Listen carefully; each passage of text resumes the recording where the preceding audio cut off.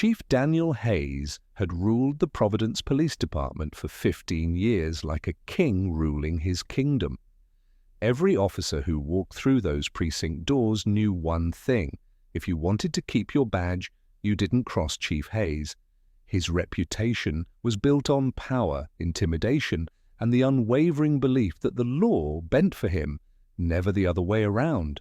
But what Chief Hayes forgot was this: no matter how high you climb, no matter how much power you accumulate, there's always someone watching. And when Judge Caprio's courtroom doors opened to reveal the police chief himself standing as a defendant, the entire city held its breath. What you're about to witness isn't just a trial, it's the complete unraveling of a man who believed himself to be a god among mortals. The moment when Chief Hayes realizes he's not above the law will be absolutely devastating. So if you've watched this far, don't miss the end. Like the video and dive into the story, because this showdown between absolute power and unbreakable justice will leave you speechless. It's Wednesday morning, 9 a.m. sharp at the Providence Municipal Court. The courtroom is packed beyond capacity. Reporters line the back wall with cameras ready. Citizens fill every seat. And there, at the defendant's table, sits Chief Daniel Hayes in his full police uniform, medals gleaming, looking as if he's here as a formality rather than facing serious charges. The bailiff's voice cuts through the silence. The state of Rhode Island versus Police Chief Daniel Hayes. Judge Caprio looks down from his bench. Chief Hayes, you stand accused of obstruction of justice, abuse of power, and intimidation of federal investigators. These are serious charges. How do you respond? Hayes stands, slowly, straightening his uniform with deliberate confidence. Your Honor, with all due respect, I believe this entire proceeding is a misunderstanding that could be resolved quickly if we approach it with proper context. Judge Caprio's eyebrow raises slightly. Proper context. Chief Hayes, would you like to explain what you mean by that? Hayes's smile is practiced and condescending. Your Honor, I've served this city for 32 years, 15 of those years as police chief. I've reduced crime rates significantly. I've built relationships with community leaders. What I'm saying is the charges against me stem from a fundamental misunderstanding of how law enforcement leadership actually works. Judge Caprio's expression grows more serious. Chief Hayes, you're aware that these charges stem from a federal investigation into corruption within your department? Hayes waves his hand dismissively. Federal investigators who don't understand local law enforcement dynamics, they come in with their clipboards and theories, disrupting carefully built systems. When I refused to cooperate with their fishing expedition, they decided to make an example of me. A fishing expedition? Judge Caprio's tone sharpens.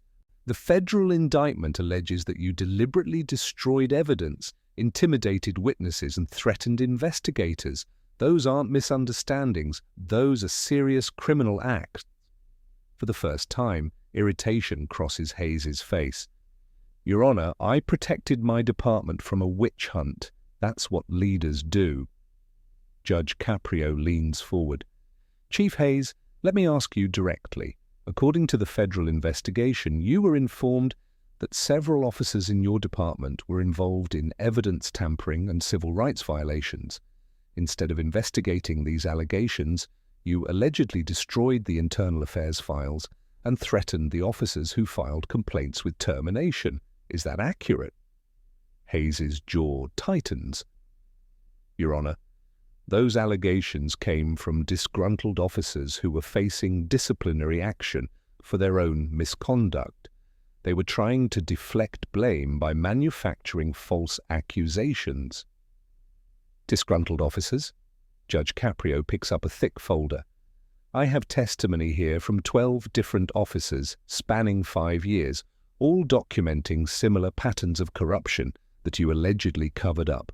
Are all 12 of these officers simply disgruntled?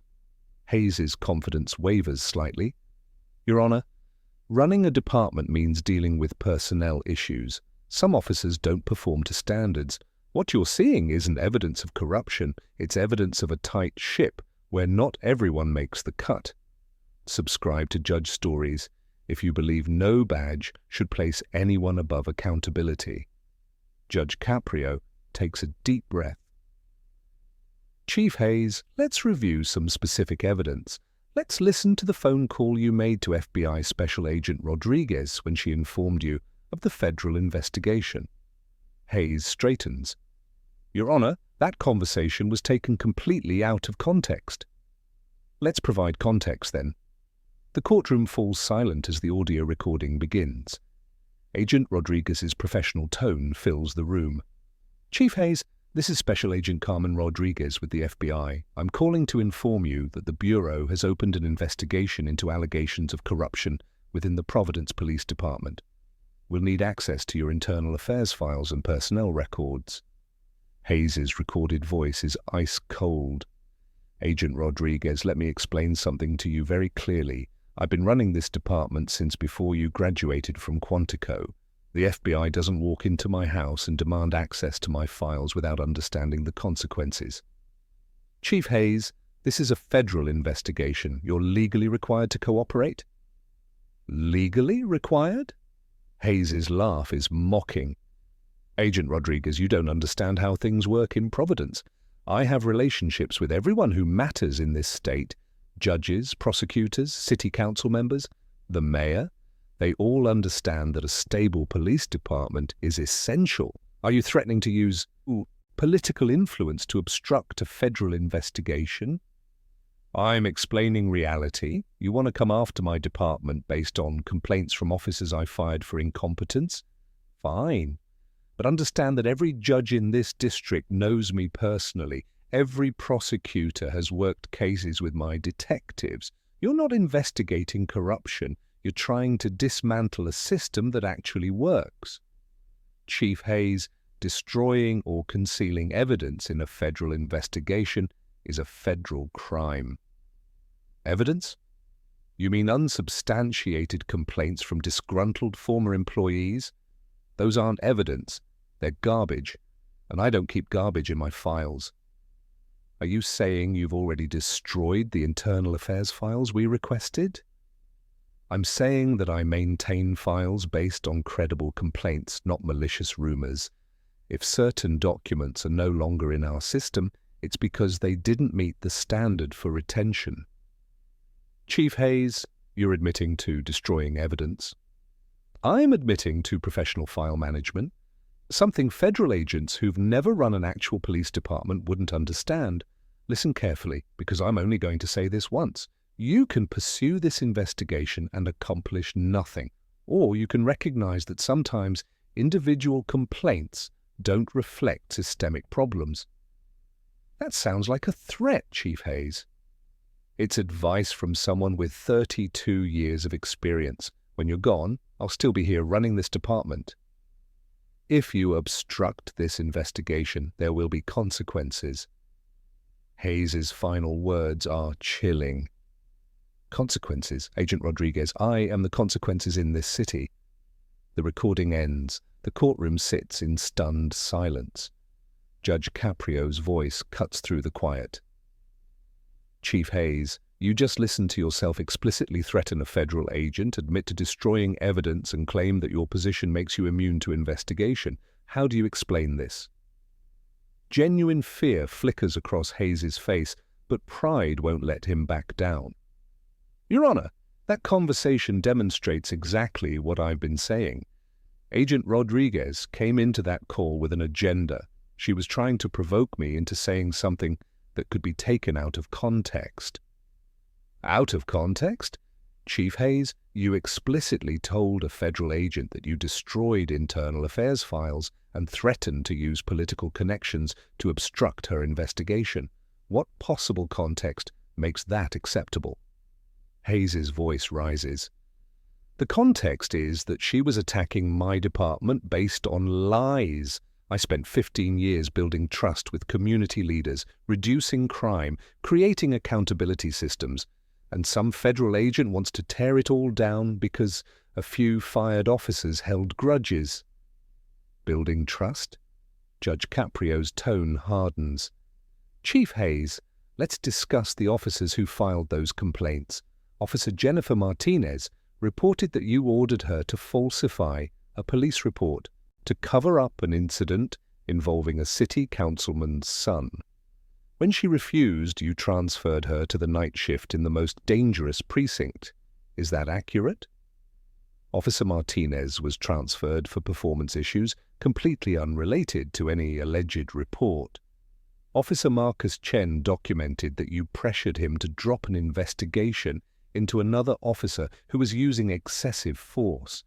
When Officer Chen persisted with the investigation, you forced him into early retirement. True or false? Chen had health issues that made him unsuitable for active duty. Officer Sarah Williams testified that you personally destroyed video evidence showing one of your detectives planting drugs during a search. When she tried to report it to Internal Affairs, you threatened her with termination. Accurate. Hayes's hands clench into fists. Williams was emotionally unstable and seeing conspiracies everywhere. Never happened? Judge Caprio opens another folder. Chief Hayes, we have the original server log showing that you personally accessed the evidence management system and deleted that video file 4 hours after Officer Williams filed her complaint. We have your login credentials, your IP address, and timestamps that match exactly with when the file was permanently removed. The color drains from Hayes's face. Your Honor, as police chief, I regularly reviewed evidence for quality control purposes. Chief Hayes, the video showed a detective committing a crime. You deleted it and then threatened the officer who tried to report it. That's not quality control, that's obstruction of justice. Hayes's desperation becomes visible. Your Honor, you have to understand the pressure of running a major police department. Every day, I had to make impossible decisions. Sometimes protecting the department's reputation meant making choices that looked questionable in hindsight. Protecting reputation or protecting criminals? Judge Caprio leans forward. We're talking about systematic corruption and deliberate obstruction of justice. Hayes's voice cracks. I dedicated my life to that department. 32 years of service. I reduced crime. I kept the streets safe. And you're going to throw all of that away because of some complaints from officers who couldn't handle the demands of real police work. Judge Caprio's response is devastating. Chief Hayes, you didn't keep the streets safe. You kept your corrupt officers safe. You didn't reduce crime. You reduced accountability. And you didn't build relationships. You built a protection racket where loyalty to you mattered more than loyalty to the law. The truth finally begins to sink in. Your Honor, please, I can explain every single decision I made. Give me the chance to present my full defense. I have documentation. I have witnesses who will testify to my character. I have decades of commendations and awards. Character? Judge Caprio picks up the federal indictment. Chief Hayes, we have 12 officers who testified against you. We have audio recordings of you threatening a federal agent. We have server logs proving you destroyed evidence. Your commendations mean nothing when weighed against the systematic betrayal of your oath. Judge Caprio takes a deep breath. Chief Daniel Hayes, you came into this courtroom wearing your uniform and your medals, believing that your position would protect you. You stood before this court with the same arrogance you displayed when threatening federal investigators, but you forgot something crucial. In this courtroom, the law applies equally to everyone. Hayes' face goes pale. Your Honor, please. For obstruction of justice in destroying evidence related to federal investigations, I am imposing a sentence of 18 months in federal prison. For abuse of power in intimidating officers who reported corruption, an additional 12 months. For threatening a federal agent, an additional 6 months. Your sentences will run consecutively for a total of 3 years in federal custody. The courtroom erupts. Hayes staggers. 3 years! Your Honor, you can't. I'm the police chief. The department needs me. The department needs integrity, Chief Hayes, not you.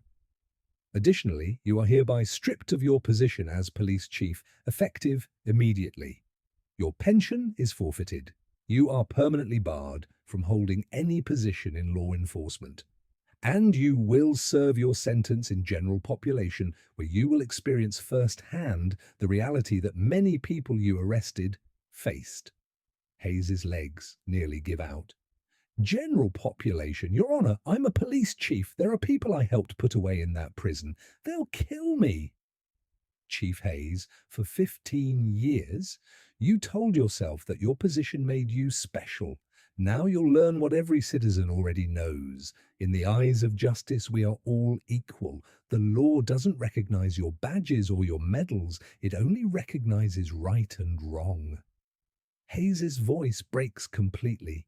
Your Honor, I'm begging you. I'll resign. I'll cooperate with every investigation. Just don't send me to general population. I have a family. I have grandchildren. Judge Caprio's response is measured. Chief Hayes, Officer Martinez had a family when you destroyed her career. Officer Chen had grandchildren when you forced him into early retirement. Officer Williams had a family when you threatened her. Every officer who tried to uphold their oath had families, had lives, had dignity that you stripped away. Now you'll experience what they experienced, the consequences of standing up to corruption, even when it costs you everything. The bailiffs move forward. For the first time in 15 years, Chief Daniel Hayes has become just another convicted criminal. As the cuffs click around his wrists, the medals on his chest seem to lose their shine. The uniform that once commanded respect now looks like a costume. Judge Caprio delivers his final words. Chief Hayes, you built your career on the belief that your position placed you above accountability. You destroyed evidence, intimidated witnesses, and corrupted an entire department. Today, you learned what every citizen already knows. No one is above the law, not chiefs, not politicians, not anyone. Within hours, news of Hayes's conviction spreads throughout Providence. Officers who suffered under his reign finally feel vindicated. Citizens who lost faith in their police department begin to hope that real change is possible. Sometimes the most powerful lesson about justice comes from watching someone who thought they were untouchable discover that the law recognizes no exceptions. Chief Daniel Hayes walked into that courtroom believing his uniform would protect him. He walked out in handcuffs, headed to general population, where he would spend 3 years learning the most fundamental truth. No badge, no title, no position places anyone above the law. If you enjoyed this story and believe that accountability should apply to everyone regardless of their position, please like and subscribe to this channel. Check out the other stories where we examine what happens when justice finally catches up with those who thought themselves untouchable. See you in the next video. Stay healthy.